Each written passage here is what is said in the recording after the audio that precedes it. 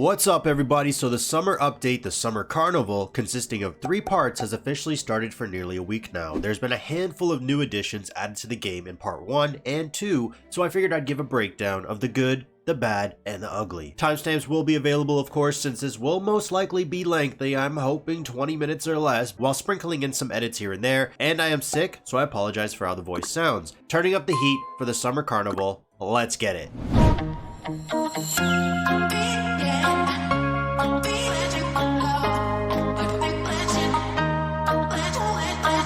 Greetings Demon Lords, we want to express our heartfelt gratitude for your unwavering support and love for our game. Now I am a positive forward person, so I do try to steer clear of negativity, but I will be addressing a lot of the issues because if you don't talk about something, how's it going to get fixed? The Discord's bug report channel and game suggestion channel has been blowing up with the same feedback, but changes are just not happening. So the Summer Carnival is in 3 parts. We've seen 2 already. Part 1, series gameplay, fully upgraded. Introducing a brand new legendary gear system, cross-server boss challenges, and an upgraded resonance system. So this new gear is attained in 2 ways. So the first way is if you go to combat, if you haven't clicked on it for the day, it's going to show you right here, Warrior Chase. If not, you can simply click on your campaign map. Oh my god, this is so buggy.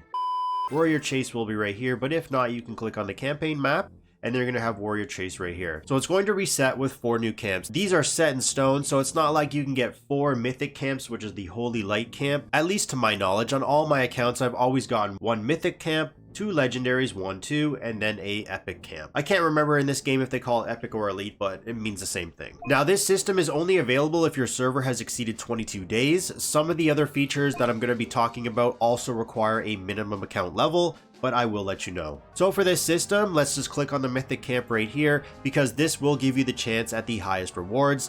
The layout right here can be a bit confusing, at least it was for me at the start. What you're looking for is how to improve your stronghold rewards, which is right here for the drop preview. As of right now, it's just 2 epic chests and then 17 of these glimmering soul cores, which is XP used to enhance your gear's levels. Now, if you click the chase preview at the top right, this breakdowns the requirements needed for the specific drop preview. Before anything, you need to understand you won't be able to start a chase if you do not put a Hellfire monster in the leader spot. You can see right here 1 times Hellfire, Hellfire, Hellfire, Hellfire. You need a Hellfire monster. So what I'm talking about is if we back out, we go into the leader spot, you can't put a legendary monster here. You can go click show Hellfire and then it's going to show all your monsters and you can choose from those, but I just wanted to get that out of the way. So for the best of the best reward, your leader spot needs to have a Hellfire monster of 12 stars. You can see 1 times Hellfire, 12 stars. Then the following 3 spots, if I back this out, 1, 2, 3, you are going to need a minimum of 3 10-star monsters. This will allow you the chance at 1 mythic rank 4 3-star chest right here, 1 mythic rank 4 2-star chest right here, and then you can also get some legendary Solomon shards and then some mythic Solomon shards, which once you collect 100, you're able to combine these into 1 random gear piece. You'll notice of course if you don't have the best of the best monsters, the lower the quality of the rewards you are going to get. So we can keep going down here, down, down, down, there we go. And 1 second, this is what I'm going to be talking about. It is very buggy. I am trying to scroll down, but it's not letting me. This will be going under the numerous amount of bugs and problems players are running into. But let's just, okay, there we go. So I was able to show you right there. The worst of the worst, you're going to be getting 2 epic chests. Now, where some of the confusion also happens is just because you are making the minimum requirements for the best of the best rewards, this is just showing you the highest potential chance of reward. You are not guaranteed a mythic chest. This is simply just telling you this is the highest potential chance of reward. There has been many times so far I've only got these even though I put all the requirements needed to get the best of the best reward. There is also no drop rates listed anywhere, which seems to be a reoccurring problem in this game. So my advice to you is combine a team so you can at least have that potential chance at a mythic chest. Another thing to note is whatever monster you put in the leader spot, that monster's class dictates what class chests will drop. Example, let's use this auto dispatch feature. I click it right here at the bottom right, and then say I want mage gear. You can see I'm going to click on mage gear. It's going to put in some monsters for me, and what this is going to do is change my drop preview to only getting the mage chests. Now, I personally wouldn't just click this and then click dispatch right here, because you'll see it placed a lot of my other 12-star monsters in the additional spots, like my 12-star Lilith, 12-star Nafisa. Now, if you remember, for the top reward chance, I only need a minimum of 3 10-star monsters once I put in my 12-star for the leader spot.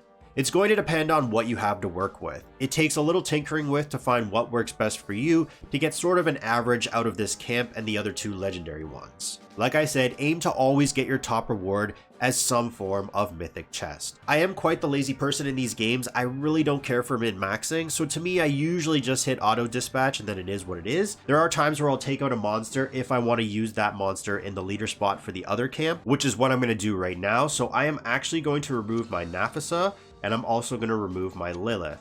Now, what I'm going to do is add in 2 10-star monsters, so I'm going to throw in these 2 right here. I'm still able to get the drop preview of what I had last time because I'm meeting those minimum requirements. So I'm going to go ahead and click dispatch right here. Now I'm going to move into the legendary camp, and you're going to see if I put in a 12-star as my leader position, not only is there 1 less additional spot, if you go up here and click on chase preview, you can see your leader only needs to be 11 stars instead of 12 stars. So what I'm going to do here is auto dispatch. I do want some fighter class gear right here, and you're going to be able to see I get this. Now, because I don't have many monsters at high stars on this account, I'm only going to be able to do this for 2 camps. The 3rd legendary camp is going to be hit or miss. For example, let's say I put this in here. I'm able to get 2 mythic chests, a 3-star and a 2-star. If I drop my Zenobia and I put in, say, Octasia, you can see it now goes down to a 2-star and a 1-star. But this is also going to allow me to go into the other legendary camp and maybe average out the rewards. I really don't do this. I just click dispatch and auto, and then I'm done with it. So that's what I'm going to do right here.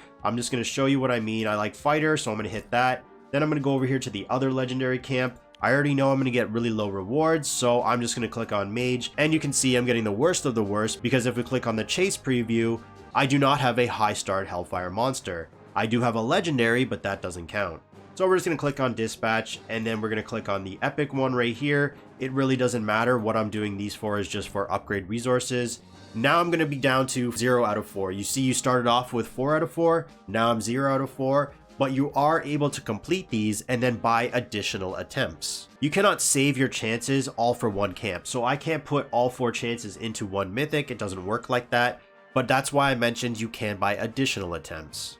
So once this finishes, which is going to be right now I'm going to be able to buy an additional attempt, which costs 240 gems an attempt. You're able to buy up to 2 per camp. I've bought these on all my accounts, and I can tell you the drop rate for mythic gear is very low. So to me, I would only worry about buying those extra attempts if you have gems to spare, or this is something you want to focus. When you buy an attempt, you can simply just reuse the same team in 1 click, and then you're going to get the rewards. Now for the second way, which is going to be the joint assault, which is what they meant by cross-server boss gameplay. Now this system is only available if your server has exceeded 22 days and your account level is at least level 80.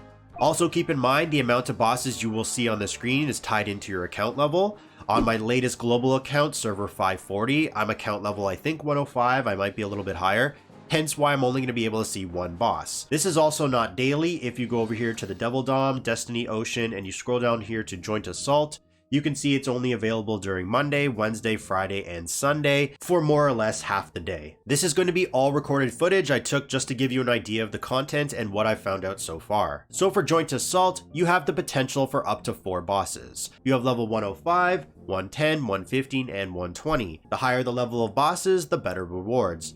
Opening up the rules, there's a few that I wanted to highlight here. So rule 2, you need to have your teams locked in before you can participate. This game mode requires 2 teams, so it will be something to work towards if you are a newer player. Once you're locked in, you can't make any changes till the next time Joint Assault happens. One thing to mention here is when you are editing your teams, your gear, glyphs, runes can be shared. Evo Souls, however, are only 1 per team. An example, I threw together these 2 teams. So team 1 has Dracula, Avanzo, Vespa, Lilith, and Octasia. Team 2 has Zenobia, Random Monster, Nafisa, Undyne, and Coronis. When you click the equip button on the bottom right, this is where I see a lot of issues because saving stuff to one team messes up other teams, say in Misty Mines, removes gear from say your Core 5 in Void Clash. There's been a lot of issues with this and a lot of bug reports have been mentioned. But just to quickly show you about the sharing of equipment, you can see I have a Naked Avanzo, Vespa, and Octasia. I can use my gear from Team 2 monsters to place here as long as one of those monsters had some equipped already. Meaning on Team 2, I have Zenobia, Nafisa, and Undyne that are part of my Core 5. I have equipment on them, I can use that all on monsters in my Team 1. You can see on my Team 1, I now have gear to use, or even though my magic device Golden Feather is on my Undyne, I can use it for a monster on my Team 1. Glyphs, runes, etc. are all the same. Rule number 4, defeated warriors, or let's just say bosses, revive after a set time. So I'll show you a screenshot right here. Rule 5, rewards are determined by damage rankings at the boss defeat and sent via mail, which is not the case. It's actually put straight into your inventory. I know this once again caused a lot of confusion for players. Example, in this boss level 120 zone, each boss reward drops are based off class. Twilight Guardian is support, Goddess of Light is mage, Warlord of Punishment is fighter, and Titan King is tank. So when you click on a boss, you will see challenge rewards at the bottom, similar to Warrior Chase. Now, when you're challenging the boss, there's times other players can jump in here and take your ranking rewards. This is where the chaos happens and really depends how active your server's cross-server bracket is. Sometimes it's better to hit during the day, sometimes it's better to wait just before reset. You're gonna have to find what works best for you. A neat feature is you can back out and click auto battle, so you can go do other things, and then you can simply click back and forth between like City and Devil Dom or whatever you're doing at the time, and then you're going to be able to see that boss tracker again for the HP remaining. You can also just track the bosses you're interested in, so when they're about to respawn, you're going to know when that happens if you don't just plan to sit there with Joint Assault screen open. Now in this example, I ranked first where I was awarded this. These do not get mailed to you, this has been already added into my inventory. You will also notice I got 3 rank 1 pieces, 2 rank 2, and 1 rank 3, along with 4 mythic Solomon shards and 40 glimmering soul cores. In another attempt, same level boss being 120, I ranked first again, but I got 1 rank 1 piece, 2 rank 1, 1 rank 2, another 1 rank 2, 1 rank 3, and then finally 1 rank 4, along with 4 mythic Solomon shards and 40 glimmering soul cores. This is where, once again, a lot of confusion happens and I don't understand this inconsistency. If we are to check the ranking rewards, at first place it says you're going to get 4 1-star mythic rank 4 chests and 40 glimmering soul cores. Now once again, like Warrior Chase, this image is a bit misleading. You aren't guaranteed mythic gear. If you click on the chest, you're going to see all the potential drops. It's just showing you the highest possible reward. I could get 2-star legendary, 1-star legendary, I could get epic gear, mythic Solomon shards, and here lies the second confusion. If I show the rewards I got from those 2 bosses for first place, one boss I got a total of 6 gear plus 4 mythic Solomon shards and 40 glimmering soul cores, which are the only 2 consistent rewards. You're always going to get 4 mythic Solomon shards, which to me makes sense as a first place because you're getting 4 chests, and then 40 glimmering soul cores. One boss I got a total of 7 gear plus 4 mythic Solomon shards and 40 glimmering soul cores. So if there were ranking rewards for first place, say I'm only getting 4 chests, which I would assume means 4 potential gear, how am I getting such inconsistency in my total gear drops? The only thing I can think of is you also have a random chance at how much you can get from each chest. All in all, it's a lot of confusion. Also, side note, when versing the tank boss, it does look really funny as he's just kind of like sliding around the ground with such a clunky monster model. It's just very weird. In terms of the actual gear, the set bonuses you can get are actually pretty nuts. Looking over what I have on my Lilith, I was actually lucky enough to snag a 1-star mythic gear book. But if you go to the recommended sets, each class has 2 mythic sets you can go for. Mage has Essence Surge plus Revolution of Truth. If I go to Dracula, fighter class has Rise from Ashes and Shadowblade Echo, etc. for the other classes. The 2-piece set looks to be the same for both, but at the 4-piece set, one deals additional damage for the first alts, while the other, for every 1000 energy consumed, permanently increases skill damage, stacking up to 6 times. 1000 energy, if you didn't know, is what's needed in order to cast your monster's ultimate. Then at 20 stars, goddamn, gain an additional effect for this one, which is going to be doubling the skill damage from each stack. Now for legendary gear set, there's only one option. Now how the set bonuses work, it goes off gear stars. So if we see what I've got going on right now, that legendary set, Great Revelation, I have equipped 3 out of 4 with a total of 4 stars. 1 star here, 2 stars here, and 1 star here. If you simply just have a legendary piece with no stars, this counts as 0. This will not contribute to the set bonus. There is 3 ways to improve your gear. So the first way, simply enhance the level by using the epic fodder gear or those soul cores. Once you reach the max level, you need to start up to level further. Then number 2, soul rank. This is the process of upgrading the rank level. However, to do this, you need soul rank 4 or greater, plus the same class gear, and there's also a success rate. Example, now you can see I can add this to try for improving the rank from 4 to 5. The success rate is now 50% to go from rank 4 to 5. I'm assuming when you fill up all 5, it's 100%. You will see the additional flat stats gained here. And then for number 3, Star Up, this is going to be your end game, because in order to improve your gear stars, you can either get lucky with them as drops and then just simply replace the weaker one, or the issue here is the material needed Arcane Soul Seal. Says the source is from Solomon transmutation of mythic amulets, necklaces, and crowns. So you can't even get this resource unless you break down mythic gear, which is already at a low drop rate. The thing about this, and what's pretty interesting, is after you star up, you can select one bonus stat to activate. I'm still a little bit unsure about this part because I'm nowhere near to this, so leave a comment down below if you have been able to obtain one of these. Overall, I am happy with new gear introduction. It gives players something else to work towards, and although the drop rates are low for mythic, I can't expect players to be able to rock out full mythic gear in the first week the system's introduced. My only criticisms are going to be not showing the drop rates and a lot of the confusion I already mentioned. I understand this has added daily gem usage because you can buy extra attempts for both Warrior Chase and Joint Assault, but no one is forcing you to use your gems for extra attempts. And finally, to end off the part 1 of Summer Carnival, we have new development resonance system. Thank God, honestly, this is how the magic crystal should have been introduced into the game from the start, or at least since global launch. Before this, any monster you placed in one of the slots were capped by their own stars, so if I placed a 5-star monster here, before this update, their level can only go to 100.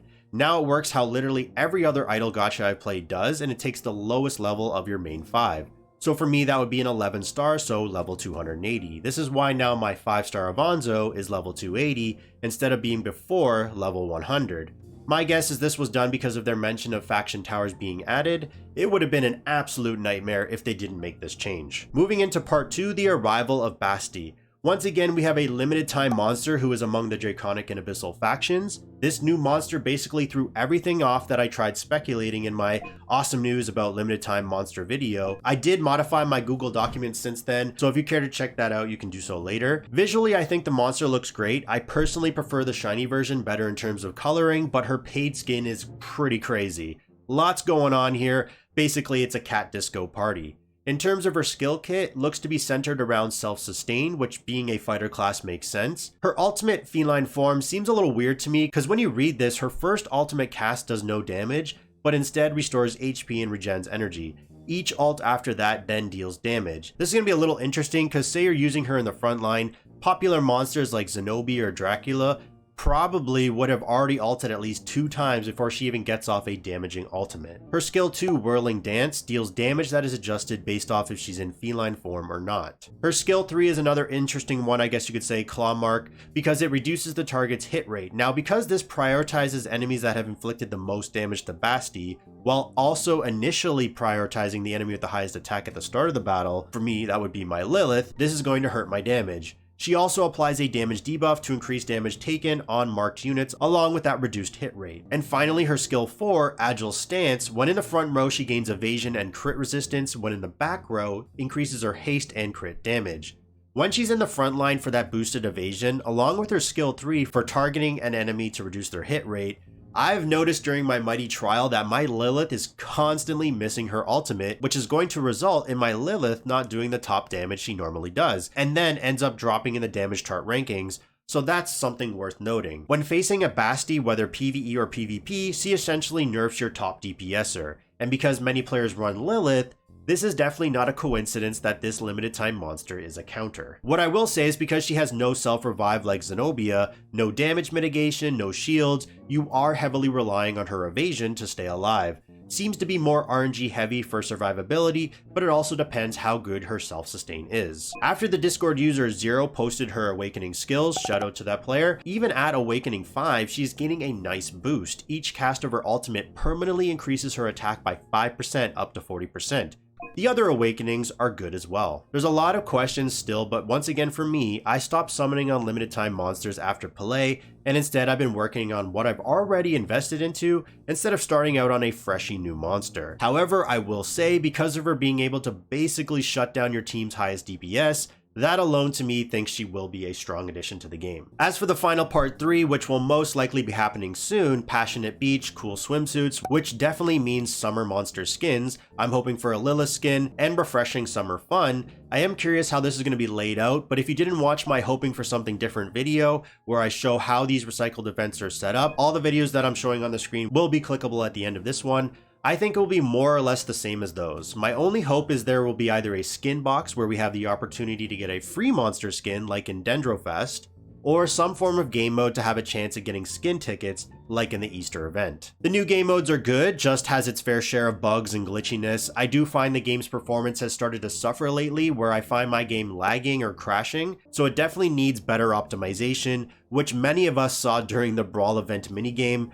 I'll be doing separate videos regarding the furniture update and Misty Mine changes. Let me know down in the comment what you think so far of this summer carnival, what summer skins you're hoping for, how your rates have been for the new gear, and as always, thanks for watching and stay tuned for the next one.